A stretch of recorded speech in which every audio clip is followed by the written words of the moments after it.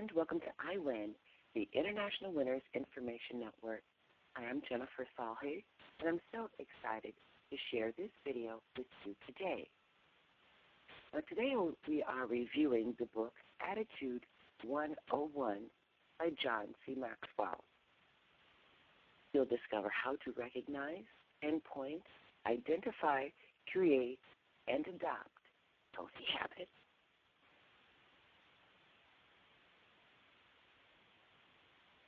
Attitude 101 by John C. Maxwell, what every leader needs to know. Now, I happen to be at the library searching for books because our local library actually made $35,000 by selling donated books. And so with that money, they were able to create some children programming, which my kids enjoy attending. So I went to the library and I picked up this book for 50 cents. And it's still selling. I think the price is $9.99, and it's still selling on eBay for $4. So I got it for 50 cents. So make sure you stop by your local library and find books that are extremely interesting, like this one, Attitude 101. Now, the secret to changing bad attitudes is leadership. Attitude can make or break a person or group. Good attitude does not promise success, but a bad attitude can bring about ruin. It's like having one rotten apple in the bushel. You know what happens next. Leaders will influence the way people follow and think. Leaders recognize attitudes, feelings, behaviors, and thinking in themselves and others. Because attitude is contagious. Make sure you and your team catch the right one.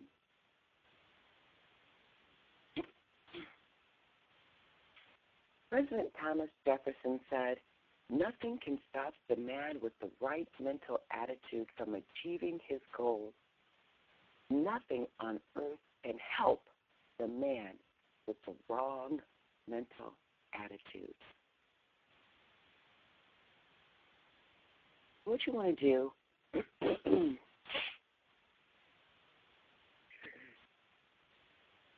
so what you want to do is eliminate these words from your vocabulary, from your thought process.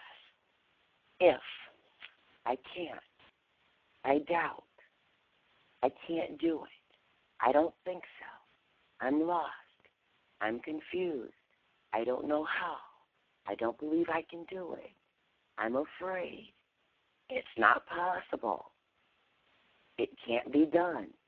Things like that, eliminate that type of thinking from your vocabulary and replace it with positive language like, I can, I will, let's do it, I believe it can be done, it's possible, I got it, I can make it, right? Things like that when you're talking positive to yourself. Now, self-talk includes silent talk. When you're talking to yourself, nobody can hear you. These are the words inside your brain that you're telling yourself about someone else, about yourself, but these are your thoughts that you keep going over and over and over again. What is it that you're thinking?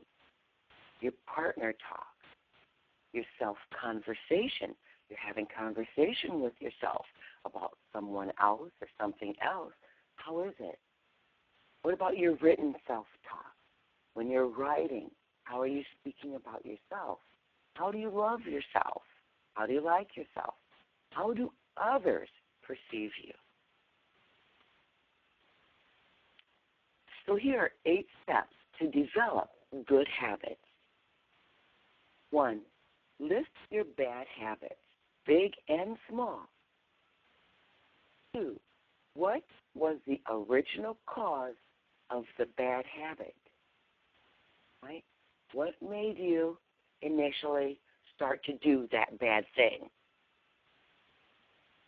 Number 3, what are the supporting causes now? So now that you do this bad thing, you understand why you started, but why are you still doing it? Right? So once you understand the reason why you are continuing to do a bad thing, now you understand. What are the supporting causes now? Why are you continuing to do this bad thing, bad habit? Number 4, what positive behavior can replace the bad habit? So now you must create, adopt a new positive behavior that can totally wash away that bad thing that you do. So what can you do instead of doing that bad thing? All right? There's so many things, okay? Let's say you've got a bad habit, and let's say it's smoking. All right, we're going to just go ahead and pick up smoking. So you've got a bad habit that you consider bad. Some people may consider smoking a good habit. So let's say you consider smoking a bad habit. What was the original cause of the bad habit? Well, originally, let's say you're at school and one of your buddies offered you a cigarette, and you decided to take it. So you smoked it, and since then, you've been smoking. So now, why are you still continuing to smoke? Okay? Well, I like to smoke after I eat. I like to smoke after sex, or I like to smoke when I get nervous, or I like to smoke when I wake up. So after you identify when you are doing these problems, now say, okay, instead of smoking after I eat, instead I'm going to go and I'm going to brush my teeth, right?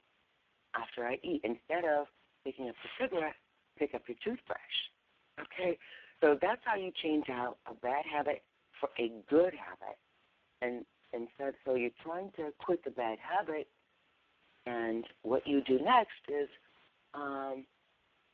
let's say you just wake up in the morning, and the first thing you do is you go grab a cigarette to put in, the smoking.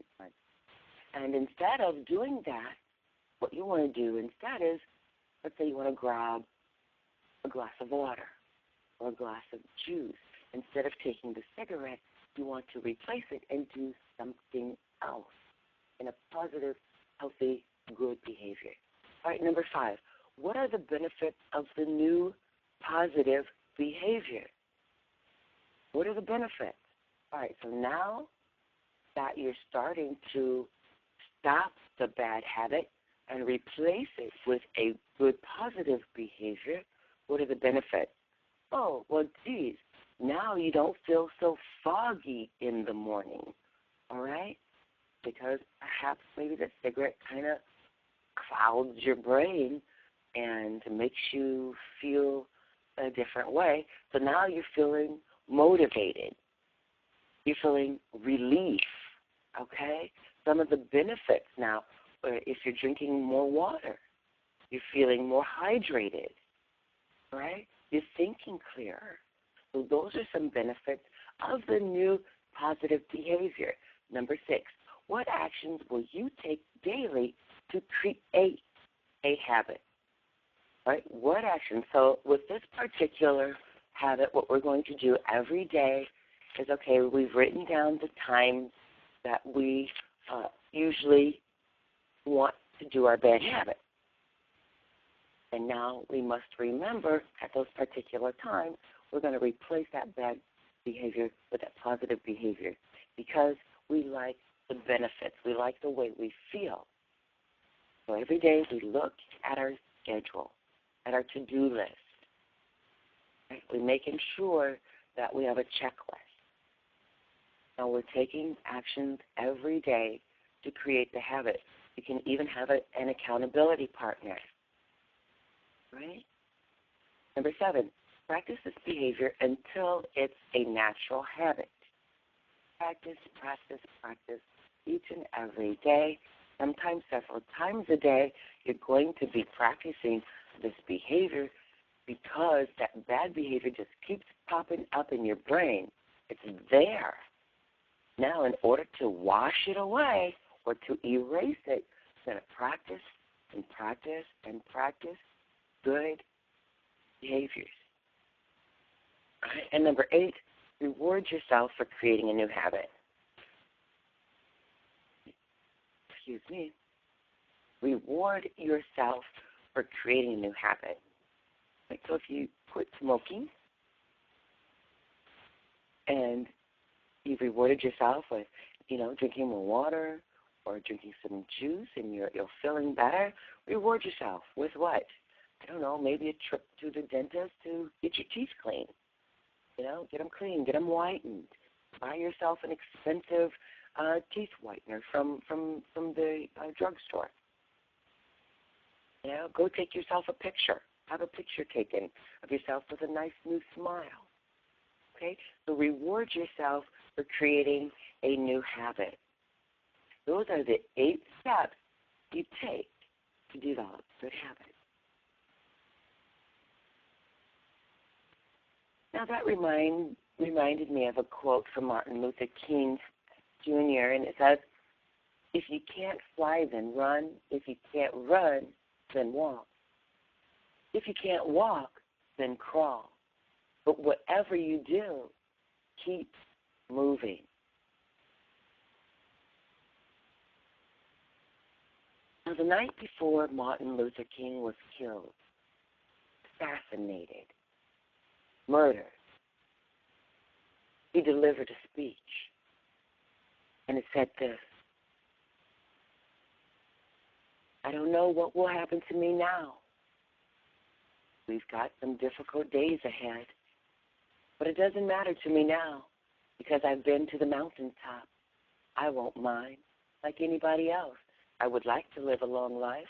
Longevity has its place, but I'm not concerned about that now. I just want to do God's will, and He's allowed me to go up to the mountain, and I've looked over, and I've seen the promised land. I may not get there with you, but I want you to know tonight that we, as a people, will get to the promised land. So I'm happy tonight. I'm not fearing any man. Mine eyes have seen the glory of the coming of the Lord."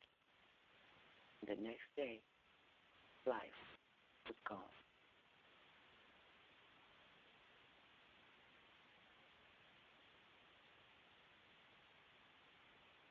But he touched, changed, and inspired millions, and future millions to come.